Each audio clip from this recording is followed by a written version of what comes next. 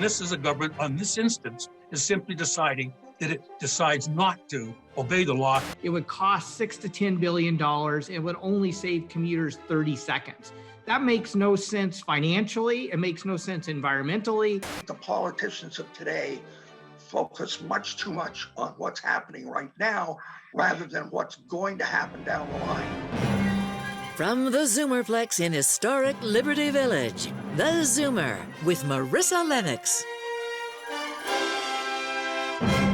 Welcome to the Zoomer. I'm Marissa Lennox. First suggested 15 years ago, Highway 413, a new 59-kilometre highway on the outer fringes of the Greater Toronto Area, was shelved by the Wynne government. A year later, when Doug Ford became Premier, the idea was reintroduced in the hopes of reducing commute times and promoting economic growth. But the project has been met with opposition by environmentalists, and numerous municipalities have voiced their disapproval. On today's show, we discuss the future of this project and the challenging trade-offs between environmental protection, development, and rising populations. But before we dive in, let's tee up the topic. Hailed as the fastest growing city by population, Toronto and its surrounding areas is projected to exceed 8 million people in the next 10 years. And 10 million by 2046, up from approximately 7 million today. It takes Toronto drivers about 33% longer to get to their destinations and 68% longer in rush hour, ranking us 80th in the world, according to a global traffic index. It's the impetus for the Ford government's resurrection of a $6 billion highway project in the Northwest GTA. The only catch, Highway 413 would cut through farmland, the Greenbelt, and waterways, pitting environmental concerns against economic interests. Mr. Crombie, I'd like to start with you. Of course, our audience is right across the country. So paint a picture for us. When we talk about the Greenbelt, what are we talking about? The Greenbelt was established in 2005 and 6 in Ontario. It's a belt of environmentally important land surrounding the Greater Toronto Area. It's a very, very large area. It counts for some 2/3 of the population of the province of Ontario, a substantial amount of its provincial national product, and is a very, very popular thing. Mike, you know, this may sound overly simplistic, but why is the Greenbelt so precious to Ontarians and so worth protecting? Well, first of all, people have come to love the Greenbelt and love to spend time in the Greenbelt. It primarily protects farmland, which is vital to growing the food that sustains us. It protects wetlands and woodlands and green space, which protects us from flooding. And we know flooding is a growing issue with the climate crisis. And it provides fantastic recreational land for people to go hiking or just spend time cycling or whatever in nature. And I think that's one reason people have come to love the Greenbelt and fight so hard to protect it. Now, proponents of development, Norris, say we need to develop it because otherwise home prices, and we've seen, will skyrocket, and they have been. I mean, what about developing part of it? What's your take on that? Well, it's interesting. I wrote a column about this a couple of weeks ago where I talked about the fact that politicians in the early part of the last century had a vision for what the future was going to look like. And I used the Prince Edward Viaduct as an example, where rather than just building a bridge across the Don Valley, they built a bridge, but they built essentially a railroad structure underneath it that one day would be used for a subway. That was very good on their part. My argument as far as this particular road is concerned, this highway, is that although the argument is taking place today, we have to be prepared for population and trucking of food 50 to 100 years from now, when the population of this particular area is going to be much bigger. And that's essentially my argument, that we're not necessarily talking about today. We're talking 50 to 100 years from now. Donald, how about that? What do you make of Norris's argument there?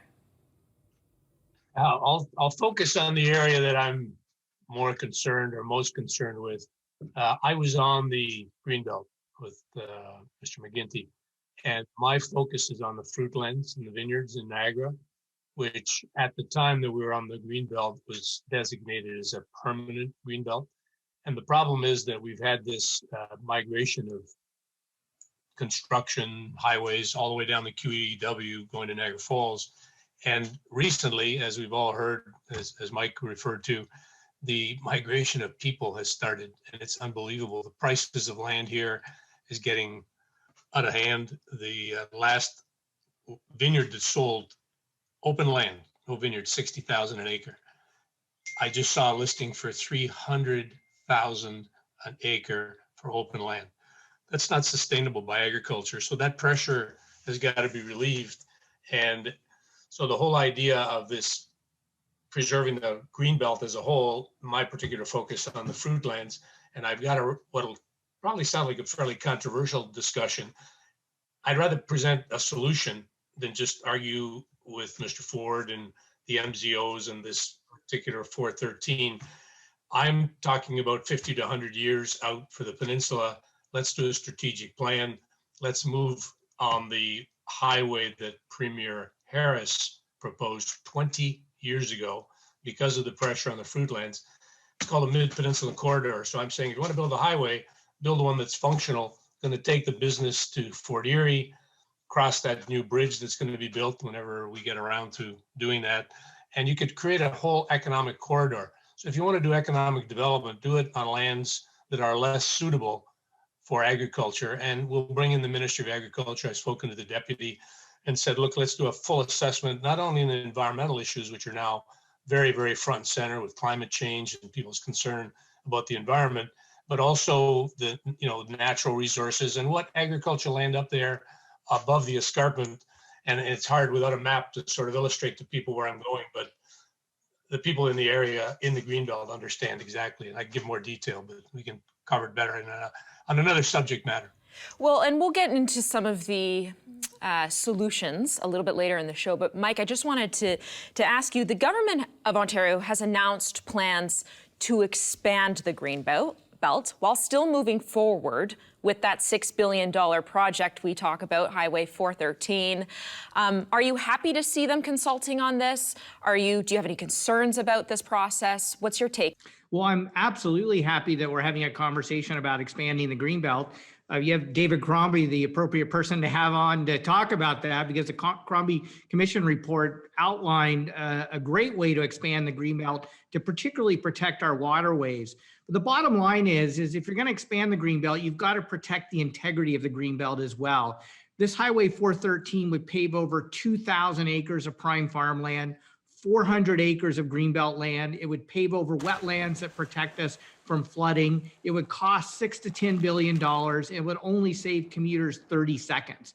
That makes no sense financially. It makes no sense environmentally. It makes no sense in terms of, improving our economy. There are much better ways to spend $6 to $10 billion on things like transit or other alternative transportation projects that are less environmentally destructive and more beneficial. All right, we need to take a short break. There's more when we return.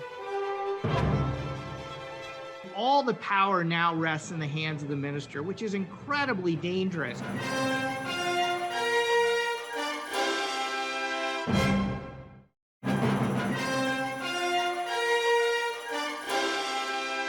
Welcome back. Late last year, the chair of the province's Greenbelt Council, Mr. David Crombie, and 6 other members resigned en masse in protest over a small part of the government's budget bill on COVID-19 known as Schedule 6, which would strip power from local conservation authorities. So with that, I'll go to you first, Mr. Crombie. Take us back. What was it that prompted your resignation?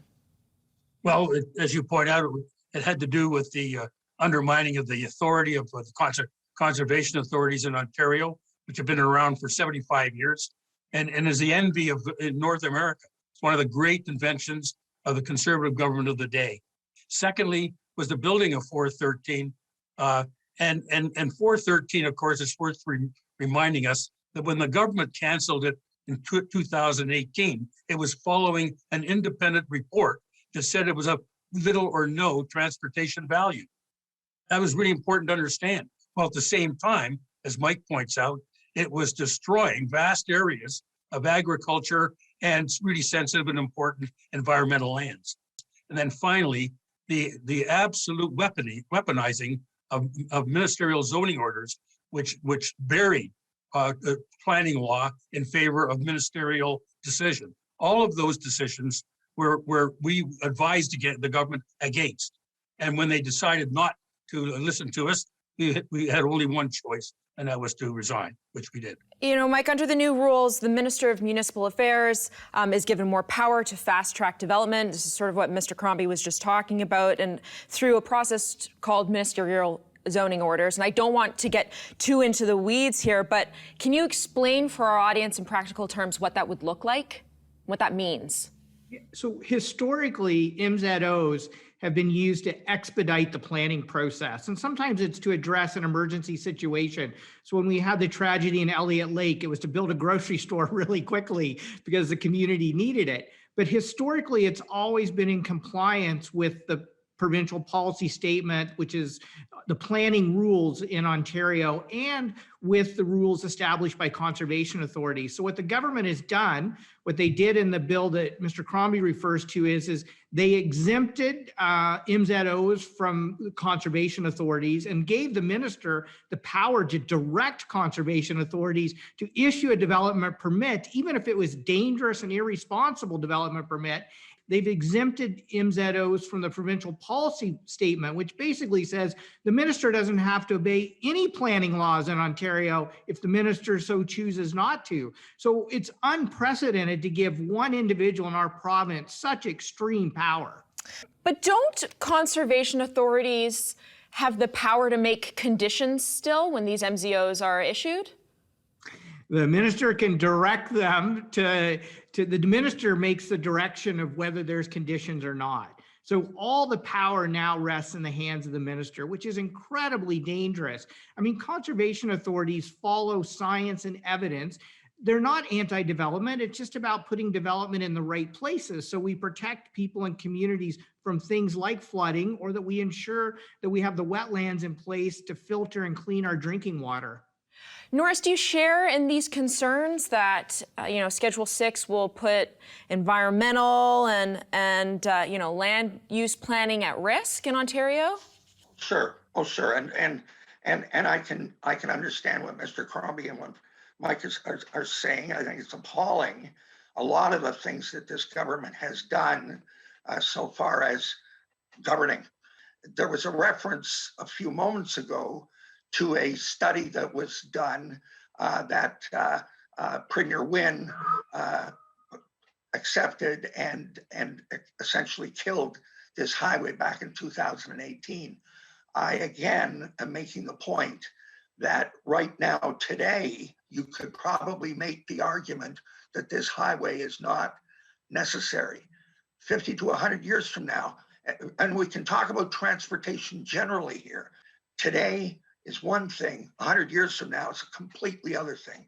And I think the politicians of today focus much too much on what's happening right now rather than what's going to happen down the line.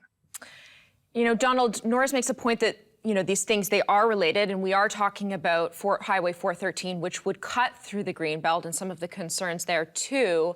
At the same time, they're making these changes to regulations through Schedule 6, giving more power to the Minister of Municipal Affairs. And what's your take on all that? What I think is upsetting everybody is these random changes, because I can tell you the developers who, half of them are my countrymen, they like to know where they can develop, and farmers like to know where they can farm. And if you can draw that distinction, make it, 2051, or to Norm's point, make it 50 to 100-year plan, but lay out the plan very clearly, include in that the sensitive agricultural and the natural environmental issues, and then go forward. And that way you've got room for development, both commercial and residential, but do it logically and do it with a long-term plan. So I think, as David said, we welcome expanding the Greenbelt, because it's been, 20-some years now since we sat and did this. And it was no small task. I can tell you, I still have scars in my back from some of the people who didn't think it was a great idea. But if we don't do the planning and preserve the land And, with this COVID situation, you hear people talking about local a lot. We could solve a lot of problems helping these small businesses if all of us bought local. If you don't have the agricultural land, you can't bring it back. And environment, I'll leave that to the environmentalists to argue. But my concern is that we have, I'll give it to you statistically, 13% of our sales of VQA wine, which is our appellation, 13% in Ontario. If we double that, which is easy to do because Australia's doing 85%, to give you an example, we're going to need every square inch of land, because what we do with growing grapes and tender fruit, you can't do it in many other places. There are a few other alternatives, Prince Edward County, southwestern Ontario, down in Leamington, but the Niagara Peninsula is the focal, and we got this highway going right through, served the purpose, ironically, of delivering fruit from Niagara to Toronto, if you can believe it. And now it's going to become a problem. So we've literally got to freeze it, in my opinion, and move the development elsewhere. So in this case, I'm saying, let's do some development, but let's plan long-term, 50, 100 years out, past the 20, I think if I'm not mistaken, Michael, it's 2051 that the government's looking for a growth plan currently. And like, they got to put it in by July. That's not planning. That's like just doing something off the back of your hand. And that's not going to make anybody happy, the developers, the farmers, the environmentalists, no one. So let's do a little bit of serious thinking, maybe regroup the Greenbelt and bring back some people that can take it forward. And David should come back and help out with that with his foundation.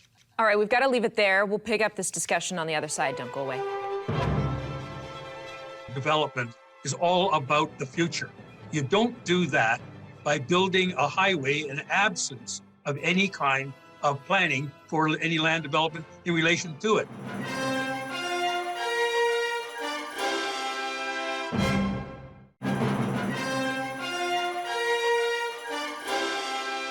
Welcome back. The Ford government has resurrected a highway project called Highway 413 that would run from Highway 401 near Milton, around the GTA, to Highway 400 north of Vaughan. If built, the 59-kilometer project would raise 2,000 acres of farmland, cross 85 waterways, and pave approximately 400 acres of Greenbelt land, according to the Toronto and Region Conservation Authority. Mr. Crombie, proponents of Highway 413 point to GTA congestion and economic recovery from COVID as reasons we ought to do this. Where do you stand? The whole argument about the Greenbelt, the whole argument about maintaining a balance between environment and development is all about the future. You don't do that by building a highway in absence of any kind of planning for any land development in relation to it. You actually put the cart before the horse. So let me make the point, and that is that this is a government that, unfortunately, in this particular instance, is not looking at the future. It's actually looking at the past and trying to see what it can do for what it used to understand ought to be. What ought to be now is an understanding that we are going to grow. We are absolutely going to have prosperity in this province if we make sure that we combine our environmental considerations along with our land development. So you're not opposed to the development of a highway. You recognize that there's a problem with congestion and with rising populations. Is that right? Of course. Actually, Dawn was on about it before. There are highways to be built. There are roads to be built. There's public transportation in all of its forms to be built. But you have to do it right. You have to not just depend on the whim of a particular minister at a particular time. This is a province that grows because it pays attention to the law. And this is a government, on this instance, is simply deciding that it decides not to obey the law. It's going to obey whatever the minister thinks that day. That's appalling.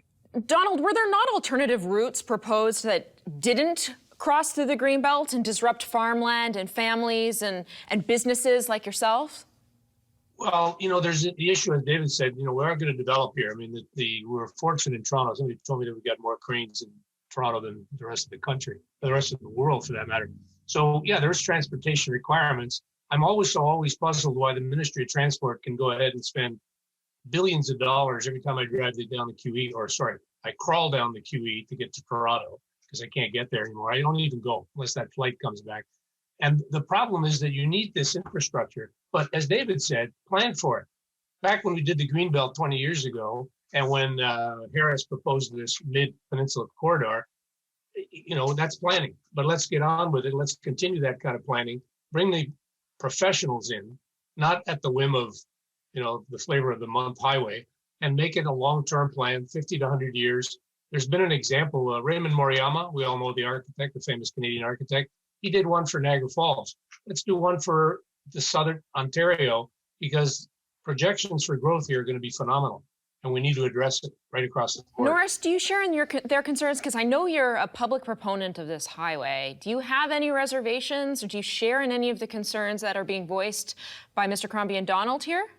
Well, sure. And as I say, I think I said previously that I'm not a fan of the way this government has gone about doing some of the things that it is doing. What I meant by supporting the highway, and Mr. Crombie would certainly understand what I'm about to say here. If you throw it out to discussion, it's never gonna happen.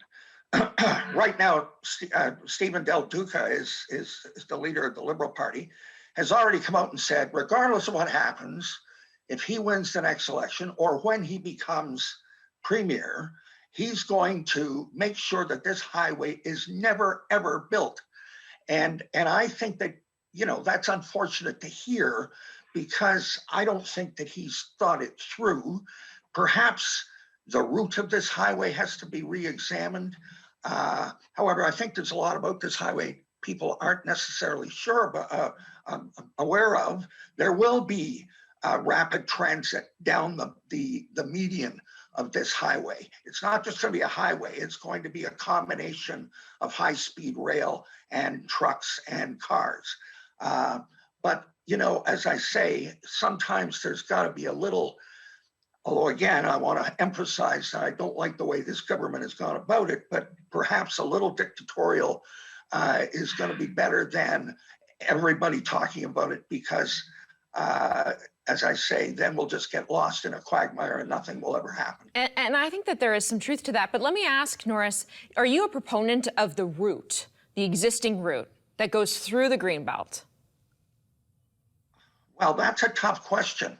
Right now, I can get on the 407 and I'm driving along it from Mississauga to, say, the cutoff up to Milton. And there's a sign in the middle of nowhere that says, "Welcome to the Greenbelt." So I'm already driving through a great part of the Greenbelt on a superhighway. So I'm not necessarily sure that, periodically something is going to cross the Greenbelt that's going to bring the end of the earth. But I'm a proponent of the Greenbelt. I like the Greenbelt. I like to hike. I like nature, and we have to protect that, absolutely. But in the meantime, we got tens of thousands of people moving into the GTA area every year, and half of them are going to buy cars, and they need to be able to get places. We need to take a short break. We'll be right back. The government is even thinking of wasting $6 to $10 billion to save people 30 to 60 seconds. Just makes absolutely no sense.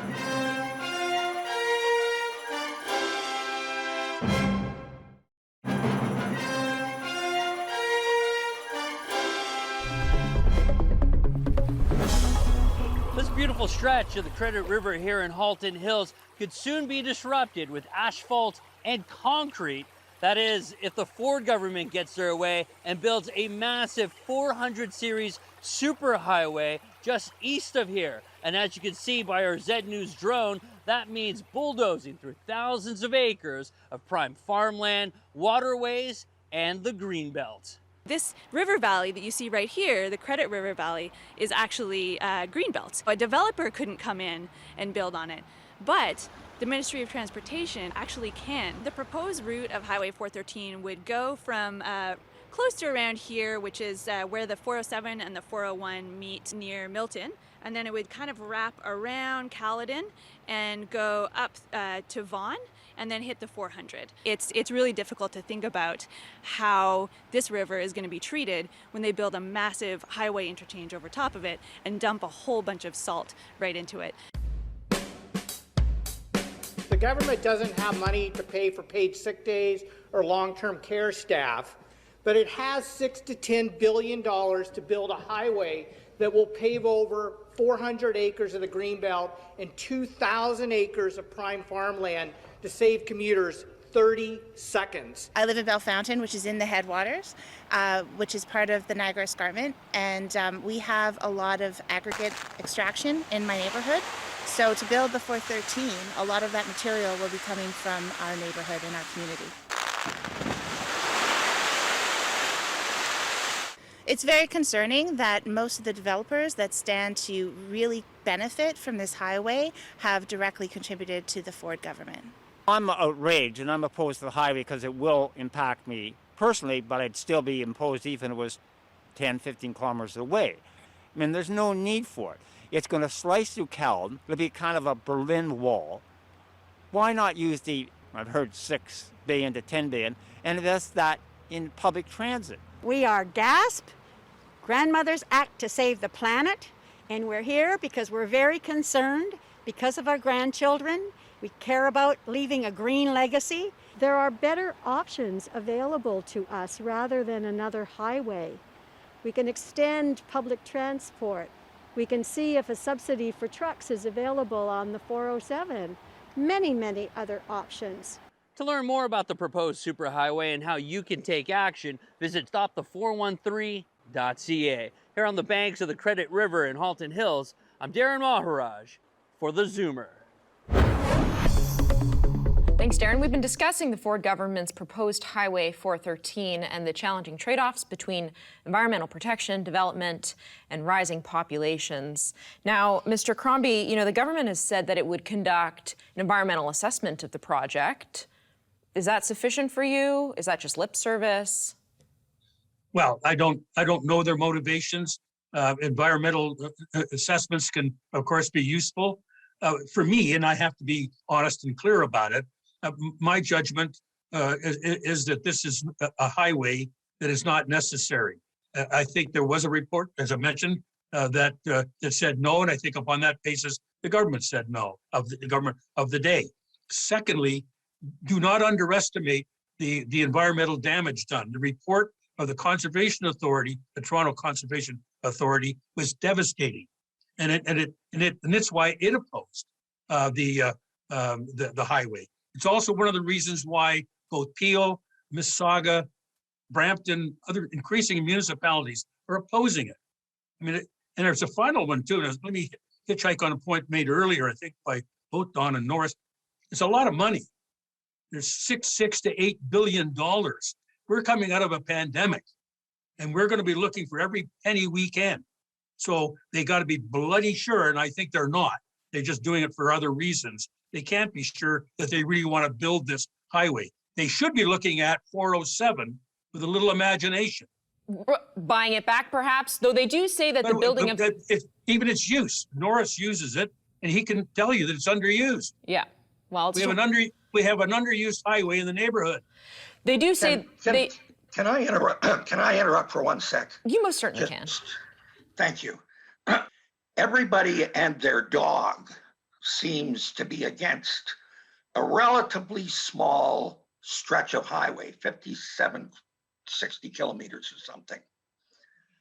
Is there something else going on here? And again, I'm not a fan of the Ford government, but I did not hear a peep from anybody when the previous government extended the 407 from the Don Valley, where it ended originally, out to Highway 35 and 115, with two major connecting highways linking the 407 east to the 401, which is Highway 412 and 418, didn't hear a peep. That bulldozed over farmland, you can believe. It disrupted wetlands. We've got a microcosm here on this side of the GTA, the west side, Was nobody paying attention to what was going on the right-hand side? Or again, is there something else going on here? I really wouldn't know if there's something else going on. You are absolutely right. We build highways, and we built them for good reasons. But one of the things that came along in the last 25 to 30 years has been a recognition that what we were doing was holding hostage our environmental heritage. And that was really important to understand. And we began to slowly understand that the gift that nature is. It's not just a pretty thing. It's not just a nice walk in the park. It's actually a very strong economic as well as social thing. And so I think what we finally came up with the Green Plan in the early part of the century was an attempt to redress what we'd done before. So I think you're right, Norris, but the reason, and one of the things to remember about the Greenbelt, it was an answer to some of those transgressions earlier. Well, the new 407 East, and again, sorry, because an awful lot of people don't seem to be aware of this highway even existing, but it blasted right through the Greenbelt too. I mean, it did. You know, at least where the Greenbelt came, it started a little earlier than that. And it was at the end of the Oak Ridges Moraine in the Great Pine Ridge. That's where the highway meets. And that was a bit of a fight there, but it didn't have the strong public understanding at the time. But I take your point. All right, Donald, Sorry. you want to jump in here? Yeah, to Norm's question about, what's going on. Norm, I hadn't, we talked about the Greenbelt over the years and there's been books, but if you remember about, 6 months ago, all of a sudden this wetland issue up in Pickering came up, and it was about Amazon and a casino. All of a sudden it got press. A bunch of people called me. We have a local lawyer here who wrote a piece on the whole Bill 229, which Marissa, this enacted all of these activities that David has been talking to. So that's how I got involved. I started getting all these phone calls. Mike and I talked, what are we going to do? So I think it's the underlying concern about the Greenbelt overall and the lack of long-term planning. And my concern with the fruitlands, I'm worried because you go down drive down the QEW from Toronto to Niagara Falls, it's scary and it's not going to stop. I don't care whatever rules you put in place unless we make some major long-term plans, where to develop, where to farm, and where to be environmentally sensitive. It's not going to change. We've been talking about this expert report. There was a panel appointed by the Ontario government looking into whether or not Highway 413 would save commute times. And in the end, it was found that it would only save 30 to 60 seconds. How does that happen? Yeah, I mean, the fact that the government is even thinking of wasting $6 to $10 billion to save people 30 to 60 seconds just makes absolutely no sense. And the other thing that will happen, history has shown this, when you build a highway like that, that opens the floodgates to development. You're going to develop on even more agricultural land than what you pave over with the highway, and that will lead to more congestion. That's what happens over and over again. So we have to learn from history. We have to build and develop in the appropriate, responsible places. We need to do the long-range planning that everyone's talking about to make sure we protect our agriculture and sensitive wetlands and green space, et cetera. But we're not going to solve this congestion problem until we invest more in transit, until we start investing in building communities where people can live and work in the same place and not everyone has to commute into downtown Toronto. All right. We have to leave it there. There's more after the break. Stay tuned. But for a lot of people, they're going to be rethinking that commute. And I think that's going to change the way we plan our transportation systems.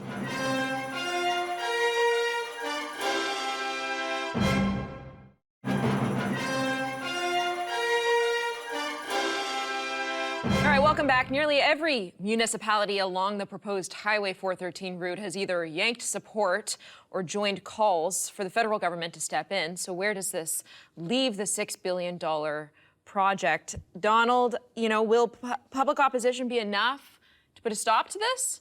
What do you think? Well, I think let's be a little logical. I mean, everybody's going through some tough times now. So, it's probably not the most appropriate time to rile people up about this. As I said to Norm's question, I got involved because all of a sudden I heard rumblings that the Greenbelt's going to be decimated. I mean, some pretty strong language. So I really think that we just got to stop.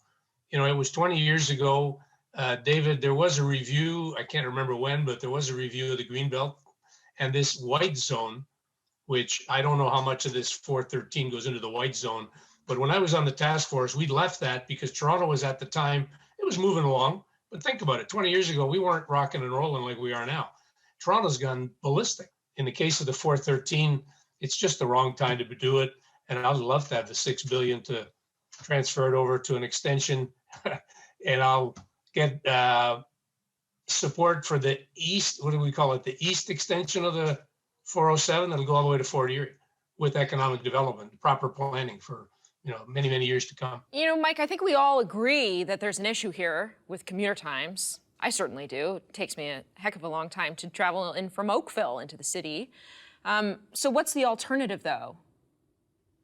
Good planning. So what we've all been talking about, we need to start planning communities where people don't have to commute as much.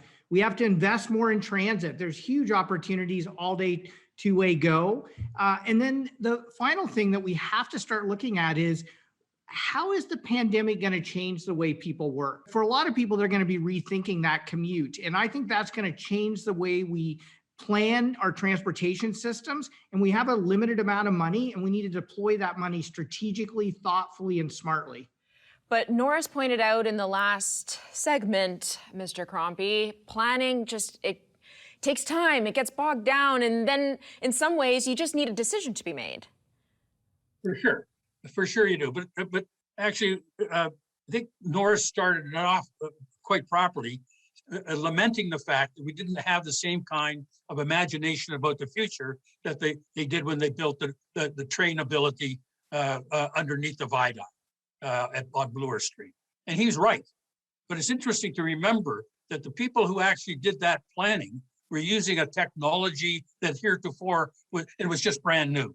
They decided not to do it the old way and not build that for a future. They built for the future, and they had to take new technology and new planning in order to do it. That's, I think, all that's being asked now. Not just build a road because that's the way we always did it.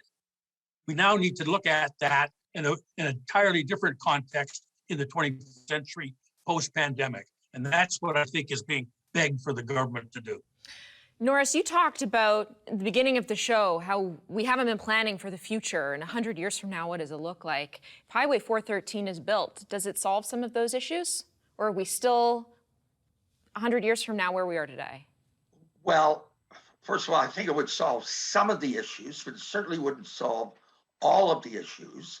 I agree with Mike as far as high-speed rail and GO trains, always remembering that when you want to build a new train line, though, you're going to run into the same problem where you build a road. You're going to have to go through somebody's farm. There's going to be things that are affected. So, you know, it's a real balancing act. To go back to your original question, which I think you started with David, I am getting a bit of a kick out of some of these municipalities who are changing their minds, who originally thought that the 413 was a terrific idea and now have all put up their hand and said, no, we don't want to do it. So, it's a balancing act. All right, when we come back, final thoughts from our panelists.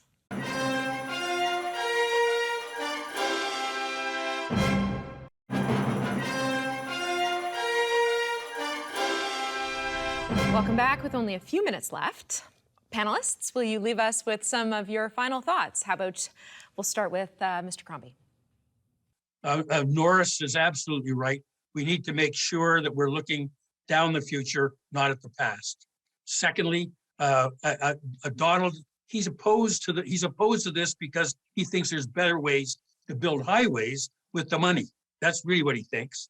And I have to say that Mike has been a refreshing addition to the body politic because he's got balance and he's got the balance that Norris was talking about. So I've enjoyed myself. Thank you very much. Donald? We've got to do some long-term planning. and we need to do it now. So just sort of take a break on this. It's COVID. There's no reason to be doing it now. There's lots of other things we should be focusing on. And let's get some professionals, and of course we have to add the politicians, and get this done properly so that we address Norm's concern for growth. All of us want the growth. We just want it to be done properly. All right, Mike? Yeah, we definitely need to have balanced, thoughtful, and proper growth. And when we think about that, we also need to make sure we can feed that population. Only 5% of Ontario's land mass is suitable for growing food. Less than half of 1% is prime farmland. And a lot of that prime farmland you can see from the top of the CN Tower. So if we don't protect it, it's going to damage our food security. It's going to damage our economic prosperity. The food and farming sector, over 800,000 jobs, $50 billion to our GDP. Why would we irresponsibly pave over the asset base of all that wealth? And finally, I just have to say, we have to start thinking about protecting our communities from flooding. We know the risk of flooding is going up, and the more we pave over green space, the more that risk increases. We have a responsibility to future generations. They have to eat, and they have to be protected from flooding. And Norris. I particularly talked about Mike. I like what he's saying. I think it's going to be a trick to get there, though. I was driving just last week. I had a sick cat, and I had to go to Milton. That's where I came across the Greenbelt in the middle of Highway 407. But coming back from the vets, and the cat's fine, by the way, there is not a working farm between North Oakville and Milton. They used to be farms. They have now all been purchased rather by developers. They're just sitting there waiting for the sprawl to move up.